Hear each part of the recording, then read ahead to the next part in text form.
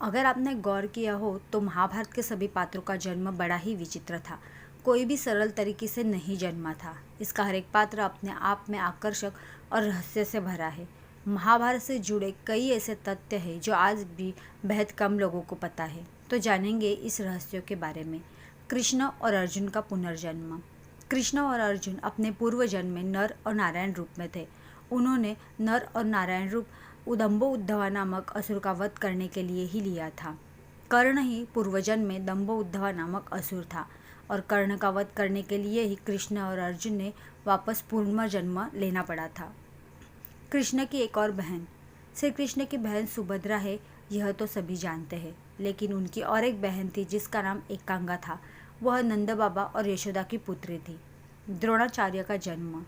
यह कहानी भी काफ़ी रोचक है। द्रोणाचार्य के पिता महर्षि भारद्वाज थे और उनकी माता एक अप्सरा थी।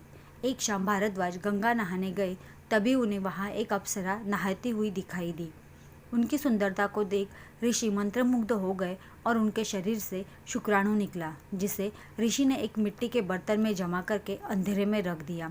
इसी कारण से द्रोणाचार्य का जन्म हुआ। धृतराष्ट्र अधर्मी हुए। धृतराष्ट्र पूर्व जन्म में दृष्ट राजा थे। एक बार एक झील किनारे सुंदर हंस को बैठा देख उन्हें हंस की आँख पाने की इच्छा जाग उठी। उन्होंने अपने सैनिकों को आदेश दिया कि हंस की आँख निकाल लो और उसके बच्चों को मार दो।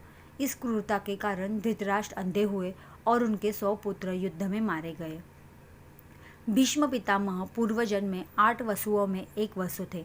पत्नी की जिद में आकर उन्होंने ऋषि वशिष्ठ की गाय चुरा ली। इससे क्रोधित होकर ऋषि ने इन्हें पृथ्वी पर मनुष्य रूप में जन्म लेकर दीर्घ काल तक जीवित रहकर कष्ट भोगने का श्राप दिया।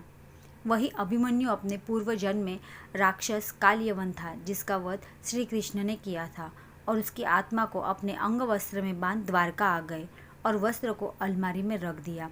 एक बार सुभद्रा, जो उस समय गर्भवती थी, भूल से वह वस्त्र खोल दिया तो उसकी आत्मा सुभद्रा के गर्भ में समा गई। बाद में उसने अभिमन्यु के रूप में जन्म लिया।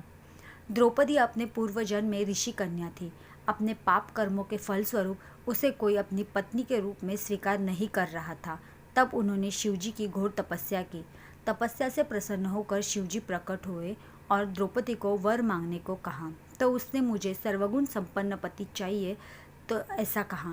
तो शिव ने तथास्तु कहा और बोले, एक व्यक्ति में इतने गुण नहीं हो सकते।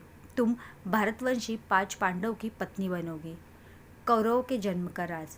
महर्षि वेदव्यास ने गांधारी की सेवा से प्रसन्न होकर गांधारी को 100 पुत्र होने का वरदान दिया, परंतु 2 वर्ष तक गर्भ ठहरने के बाद भी संतान ना होने पर गांधारी ने क्रोध में आकर अपने पेट पर मुक्के से प्रहार किया, जिससे उसके पेट से लोहे के समान एक मांस पिंड निकला। तब महर्षि वेदव्यास ने उस पिंड के 100 टुकड़े करवाकर उनमें घी भरकर सुरक्षित स्थान पर रखवा दिया और 2 साल तक उसे छेड़ने से मना कर दिया। 2 साल के बाद उनमें से 99 पुत्र और एक पुत्री जिसका जन्म हुआ, उसका नाम दुशाला रखा गया। यह जानकारी अच्छी लगी तो लाइक, शेयर और सब्सक्राइब कीजिए।